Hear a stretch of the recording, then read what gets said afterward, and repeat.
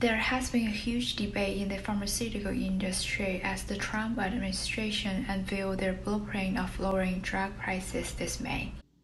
As this article shows, this may turn into pharmaceutical companies' nightmares as the suggested plans include strict price controls by lowering drug prices, putting a cap on Medicare beneficiaries' out-of-pocket drug costs, requiring manufacturers to disclose prices in TV ads and justify any significant price increases. The goal is to increase people's affordability to effective drugs as the cost of medicine continue to rise and sometimes can go astronomically high.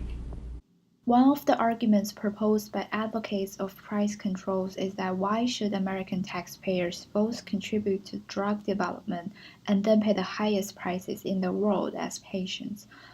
But are people really benefit from the price controls of drugs?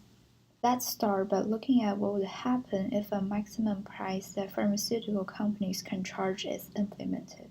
Before the government intervention, the equilibrium price is P star and the equilibrium quantity is Q star.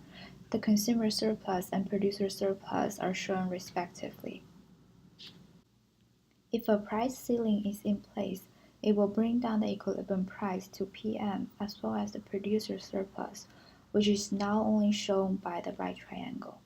This means that producers are actually worse off due to the price controls, whereas consumers may potentially gain larger surplus. And there is the deadweight loss as shown by the blue triangle. Now let's think about what would happen if producer surplus is reduced. Even though pharmaceuticals is among the most profitable industries in the world, a lot of their revenues go into R&D and their high profitability helps attract investors and generate money for research.